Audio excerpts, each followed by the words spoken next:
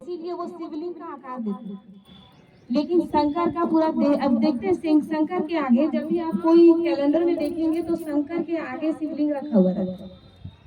तो वो उनकी तपस्या कर रहे हैं। अपने स्वरूप को कोई तपस्या करेगा क्या? जब भगवान है तो तपस्या किस चीज का करेगा?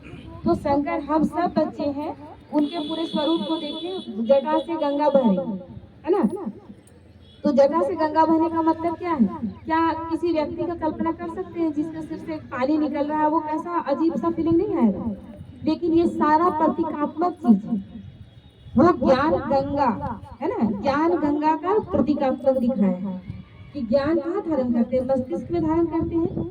जैसे ही बाबा हमें ज्ञान देता है मस्तिष्क में, यानी बुद्धि हमारा ज्ञान से भर जाता है। उसके बाद दिखाते हैं कि माथे में चांद दिखाते हैं। चांद शीतलता का प्रतीक है। तो ज्ञान जैसे ही आया मन शीतल होता गया, है ना, क्योंकि ज्ञान नहीं था तब क्रोध और तब अंदर ज्वाला भड़क जाता। कोई कुछ बोला तुरंत भड़क। लेकिन अब ज्ञान आया तो अब शांति यानी शीतलता महसूस होती। उसके बाद दिखाते हैं तीसरा नेत्र। यहाँ पर बोलते हैं शंकर का जब तीसरा नेत्र खुलता है तो विनाश होता है। किस चीज का विनाश होता है? सृष्टि का विनाश नहीं होता। हमारे तीसरा नेत्र यानी आत्मिक स्वरूप में जब हम आते हैं तब अपने असलियत को जानते हैं, तब हम अपने विकारों का विनाश करते हैं, है ना। जो भी विकार है उसका विनाश हम कैसे करते हैं? जब हम अपने स्वरूप को जानते हैं, यानी तीसरा नेत्र, ये नेत्र खुलता है। और इसी नेत्र के बारे में भक्ति मार्ग में क्या गाते थे? मुझ नयनहीन को राह दिखाओ प्रभु। नयन तो सबके पास था, फिर ये गीत क्यों गा रहे थे? क्योंकि ये दो नेत्र जो स्थूल है, जो हद को देख सकते हैं, वो तो था हमारे पास, लेकिन ये तीसरा नेत्र नहीं था, उसका ज्ञान नहीं था। तो हमारे पास लेकिन ज्ञान नहीं था। इसका ज्ञान परमात्मा देते हैं। इसीलिए देख ये जब खुलता है तो हम अपने विकारों का विनाश करते हैं, है ना। उसके बाद दिखाते हैं गले में सर्प। तो गले में सर्प लेकर वही घूम सकता है जिसको सर्प से डर नहीं है। डरावनी चीज है ना, लेकिन सर्प से वही नहीं डरेगा जिसको उससे भय नहीं है, वही गले में लटका कर घूमेगा।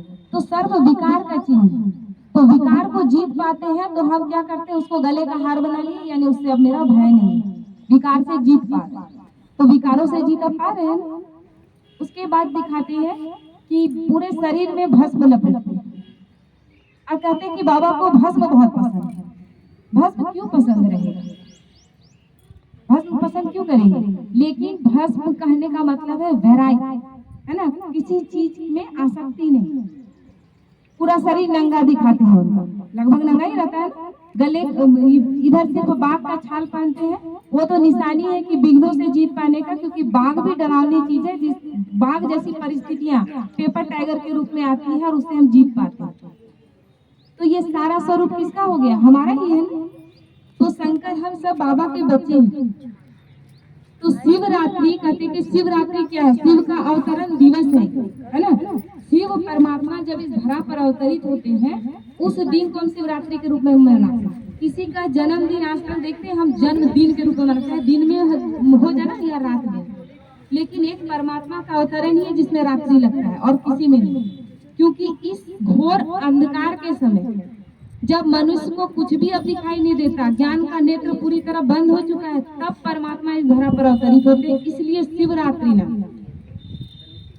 और जब वो आते हैं तो ये अज्ञान रात्रि खत्म होती है और ज्ञान की रोशनी से फिर से नई दुनिया की स्थापना होती है। तो उनके जब परमात्मा आते हैं इस धरा पर, उस दिन को हम शिव अवतरण दिवस के रूप में मनाते हैं। ठीक है। ओम शांति, ओम शांति, ओम शांति। बहुत बहुत मीठा सा ज्ञान दिया, मीठे मीठे बाबा का, है ना। भाई जी ने भी बहुत कुछ समझाया। अब छोटा सा एक टॉपिक मुझे लगा बताना चाहिए। पहले पूछते हैं चढ़ाते क्या है भोले बाबा को? अब धतूरा, बेल, है ना, क्यों चढ़ाते हैं? जो ऐसी चीज़ें हैं जिसको जानवर भी मुँह ना लगाए, ये भगवान को चढ़ाएंगे क्या? खुद तो अच्छी अच्छी चीज़ें खाते हैं, फिर भगवान को ऐसी चीज़ें क्यों चढ़ाते हैं? पता क्यों चढ़ाते हैं? हम लोग कहीं ना स्वरूप को बदल देते हैं, और जो विकार रूपी 5 खोटे सिक्के बाबा मांगता है उसको हम नहीं छोड़ते, और बदले में क्या चढ़ा देते हैं? अब धतूरा, बेल, है ना, ऐसी चीज़ें।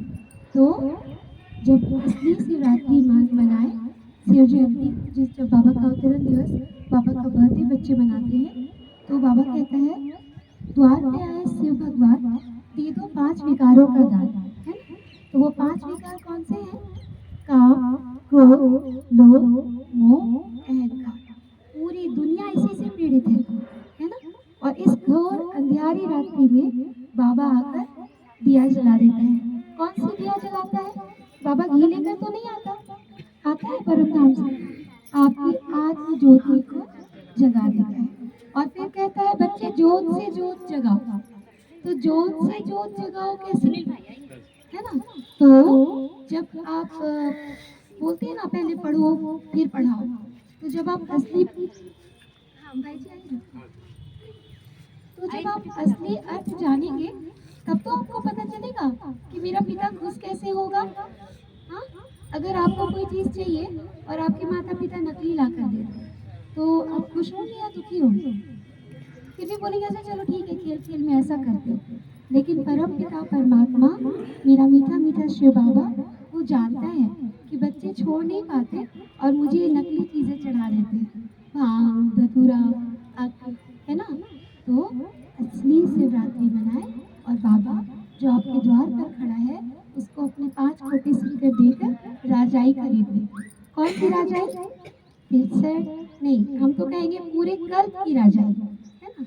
ओम शांति, ओम शांति, ओम शांति। अभी बाबा के नाम का झंडा फहराएंगे और अपने दिलों में भी बाबा का झंडा लहराएंगे। और आप देख रहे हैं यहाँ पर रंगोली जो बना हुआ है उसके बीच में क्या बना हुआ है, दिख रहा है आपको? स्वास्तिक बना हुआ है। तो कोई भी पूजा करते हैं तो स्वास्तिक बनाते हैं ना, और स्वास्तिक के ऊपर कलश रखते हैं। कलश रखते हैं तो इसका मतलब क्या हुआ? ये चारों युगों का प्रतीक है। सतयुग, त्रेता युग, सबसे पहले ऐसे युग यानी ऐसे मन की भावना को देने का युग, जहाँ सभी भरपूर हैं तो केवल मन की भावना की सभी अच्छी।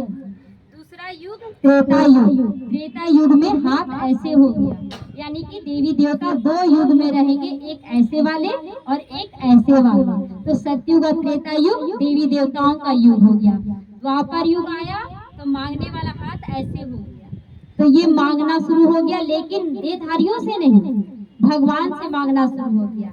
लेकिन जब कलयुग आया तो हाथ ऊपर हो गया। स्वास्तिक में आप देखते होंगे हाथ ऊपर हो जाता है, तो हाथ ऊपर ना देंगे ना लेंगे, लेकिन छीनेंगे जरूर। आज है ना, सभी लोग धोखा दे रहे हैं, झूठ बोल रहे हैं, कपट कर रहे हैं। किस लिए कर रहे हैं? और चाहिए और चाहिए और चाहिए, और इसी चाहिए में शरीर छोड़ देते हैं, सारा पाप कर्म का बोझा लेकर जाती है। और आप देखेंगे कि दूसरे जन्म में जब बच्चे जन्म लेते हैं ना, तो अपाहिज जन्म लेते हैं, किसी का हाथ नहीं, किसी का पैर नहीं, कोई एकदम गरीब में जन्म लिया, कोई अमीर में, तो उसका माँ बाप शरीर छोड़ के। आज ये घटनाएं बराबर घट रही हैं, चारों तरफ घट रही हैं। तो इसीलिए बाबा कहता है कि बच्चे चारों युगों का अभी कलश रखा जा रहा है। कलश रखना मतलब अच्छे कर्मों का कलश, पुण्य का खाता उसमें भरते जाए उस कलश में, जो आपको चारों युगों तक काम आएगा। तो इस स्वास्तिक का बहुत महत्व है और इसको अपने अंदर धारण करें। ये संगम युग कलश रखने का युग है चारों युगों के लिए। तो इसलिए अलबेलेपन में इस जीवन को मत बिता दें, क्योंकि ये साधारण ज्ञान नहीं, ये हमारा और आपका ज्ञान नहीं है। ये ज्ञान स्वयं परम पिता परमात्मा, जिसके लिए गायन है कि तमेव विद्या द्रविणम, भगवान ज्ञान दे रहा है। तो आज से बाबा की हर श्रीमत पर क्या करेंगे? हाँ जी करेंगे ना, सभी करेंगे। हाथ उठाएं सभी, सबका वीडियो बना लीजिए, सबका हाथ ऊपर कीजिए। कौन कौन बाबा वीडियो बना रहा है कि सभी हाथ ऊपर कर रहे हैं। चलिए, बहुत बाबा के बहुत अच्छे अच्छे बच्चे जुड़े हैं, बहुत खुशी मिला आप लोगों से मिलकर। यहाँ हम लोगों को बहुत अच्छा लगा। देखिए हम लोगों का परिवार कहाँ कहाँ छुपा हुआ है और बाबा ढूंढ ढूंढ कर निकाल रहा है हम बच्चों को। अच्छा, ओम शांति। अभी बाबा का झंडा फहराएंगे और जो जहाँ खड़े हैं वहीं पर हाथ ऐसे रखेंगे कि हम भी झंडा को पकड़े हुए हैं।